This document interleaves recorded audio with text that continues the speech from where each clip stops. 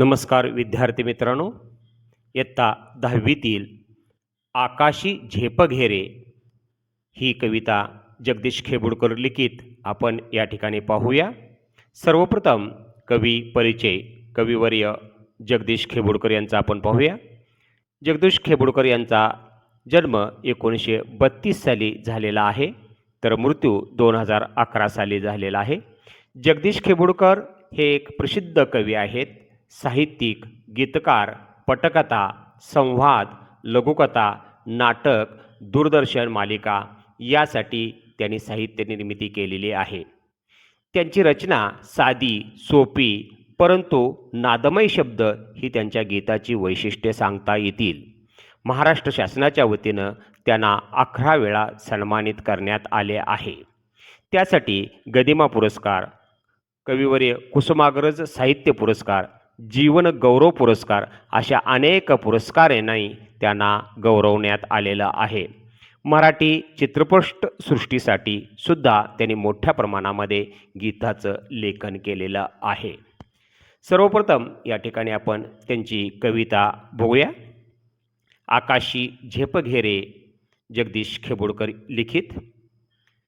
आकाशी झेपघेरे पाखरा, सोडी सोनी याचा पिंजरा, तुझा भोवती वैभव माया, फळ रसाळ मिळते खाया, सुख लोलुप झाली काया, हा कुठवर वेड्या घेशी आसरा, तुझ पंख दिले देवाने, कर विहार सामर्थ्याने, दरी डोंगर हिरवी राने, जा ओलांडून या सरिता सागरा, कष्टा विना फळना मिळते, तुझ कळते परिणा वळते, हृदयात वेता ही जळते, का जीव बिचारा होई बावरा, घामातून मोती फुलले, श्रमदेव घरी अवतरले, घर प्रसन्नतेने नटले, हा योग जीवनी आला साजिरा. या जगदीश खेबुडकर लिखित कवितेची मध्यवर्ती कल्पना काय आहे आपण पाहूया. कवीने सुरक्षितेच्या दृष्टीने परावलंबित्वाचे कवच काढून टाकून स्वकष्टाने जगण्याचं महत्त्व अधोरेखित केलेलं आहे. आपल्या क्षमतावर, सामर्थ्यावर विश्वास ठेवावा असं कविवर्य जगदीश खेबुडकर यांनी सांगितलेलं आहे. कवी पाखराच्या प्रतीकातून माणसाला स्वसामर्थ्याची ओळख करून देतात. ध्येयाकडे उंच झेप घ्यावी, लौकिक विनाशेशी गोष्टी अडकू नये, परावलंबित्व झुगारून स्वकष्टाने स्वावलंबित्व व्हावे, पारतंत्र्यात न अडकता स्वातंत्र्याचे मोल जाणावे असा संदेश कविवर्य जगदीश खेबुडकर आपणास देतात. या कवितेतील काही वाक्यप्रचार व त्यांचे अर्थ आपण पाहूया. आकाशी झेप घेणे म्हणजेच मन ध्येयाकडे उंच झेपावणे, फळ मिळणे म्हणजे कार्य यशस्वी होणे, जीव बिचारा होणे म्हणजेच गोंधळून जाणे किंवा गडबडून जाणे, घामातून मोती फुलणे म्हणजेच कष्टातून यश मिळणे, जीवनात योग येणे म्हणजेच आयुष्यात सुखकारी घटना घडणे. या कवितेतील काही वाक्यातून सूचित होणारा अर्थ बघूया. सोनियाचा पिंजरा म्हणजेच लौकिक यश, संपत्ती, श्रीमंती, सुबोधता यामध्ये माणसानं गुंतणे.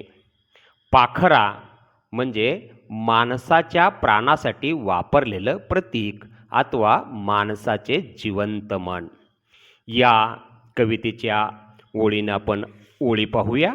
म्हणजे त्याचा लौकिक विनाशाची गोष्टीत गुंतलेल्या मनाला मोलाचा संदेश उपदेश करताना कविवर्य जगदीश खेबुडकर म्हणतात, आकाशी झेप घेरे पाखरा, सोडी सोनी याचा पिंजरा. या ओळीचा भावार्थ पहा. हे पाखरा म्हणजेच हे माणसाच्या चंचल मना, तू ध्येयपूर्तीसाठी आकाशात उंच भरारी मार. सत्ता, संपत्ती याने वेढलेल्या सोन्याच्या या पिंजऱ्याचा मोह तू सोडून दे. हा सोन्याचा पिंजरा तुझ्या इच्छांच्या सफलतेचा घातक आहे. या पिंजऱ्याचा त्याग करून तू यशाच्या शिखराकडे झेप घे. पारतंत्र्याचा त्याग करून स्वातंत्र्याचा आनंद घे असं जगदीश खेबुडकर हे आपणाला सांगतात. पुढल्या ओळी पहा. तुझ भोवती वैभव माया, फळ रसाळ मिळते खाया.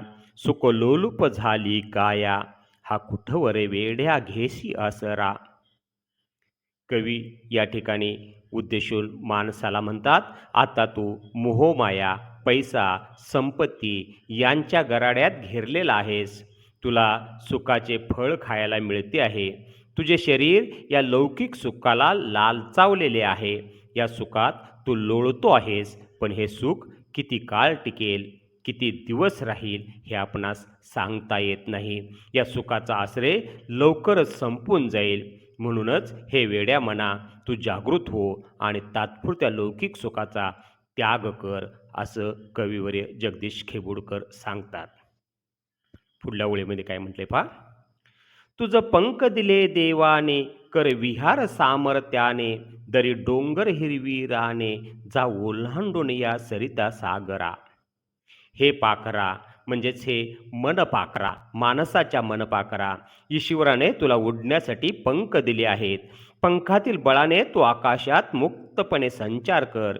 जमिनीलगत असणाऱ्या डोंगरदऱ्या, हिरवी राने, नद्या व समुद्र सारे सारे अडथळे तू ओलांडून दश दिशाला पार कर. दश दिशातून लांब जा, अनेक दाही दिशाला तू फिर, असं त्या पाखराला, मनपाखराला कवी जगदीश खेबुडकर सांगतात. पुढल्या ओळीमध्ये काय म्हटलंय पहा, कष्टाविना फळ ना मिळते, तुझं कळते परिना वळते, हृदयात वेता ही जळते, का जीव बिचारा होई बावरा. कवी जगदीश खेबुडकर यामध्ये सांगतात पहा, कष्ट केल्याशिवाय फळ मिळत नाही. माणसानं कष्ट केल्याशिवाय कोणत्याही गोष्टीमध्ये यश मिळत नाही. आयतं कोणतंही सुख मिळत नाही. त्यासाठी अपार मेहनत करावी लागते, हे तुला समजते. पण कृतीमध्ये, आचरणात, वागणुकीत येत नाही. त्यामुळे तुझे मनातले दुःख मनातल्या मनात जळत राहते, धुमसत राहते. स्वातंत्र्याची ओढ तर आहे, पण त्याची पूर्तता होत नाही. त्यामुळे तुला बिचारा जीव कावरा बावरा होतो आहे, कासावीस होतो आहे. पुढल्या ओळीमध्ये काय म्हटले पा, घामातून मोती फुलले, श्रमदेव घरी अवतरले, घर प्रसन्नतेने नटले, हा योग जीवनी आला साजरा. कवी जगदीश खेबुडकर या ठिकाणी म्हणतात पा, घाम गाळला की शेतामध्ये मोती पिकतात. कष्ट केलं की शेतामध्ये चांगलं पीक येतं, पिके भरतात. हा श्रमदेवी ईश्वराचा चमत्कार आहे. कष्ट करून घरात येणारे धान्य म्हणजेच श्रमदेवाने घरात होणारे आगमन आहे. त्यावेळी घरात समृद्धी व प्रसन्नता होते. कष्ट केल्याने असा सुखाचा गोड सुंदर प्रसंग आयुष्यामध्ये येतो. हे जाणून घे आणि हे स्वातंत्र्याचे मोल जाण, पारतंत्र्यातून बाहेर पड. स्वातंत्र्याचं मोल जाणल्यामुळंच या ठिकाणी कवी जगदीश खेबुडकर लौकिक विनाशाच्या गोष्टीत गुंतलेल्या मनाला मोलाचा उपदेश या कवितेमध्ये आकाश झेप घेरे या कवितेतून करतात. धन्यवाद.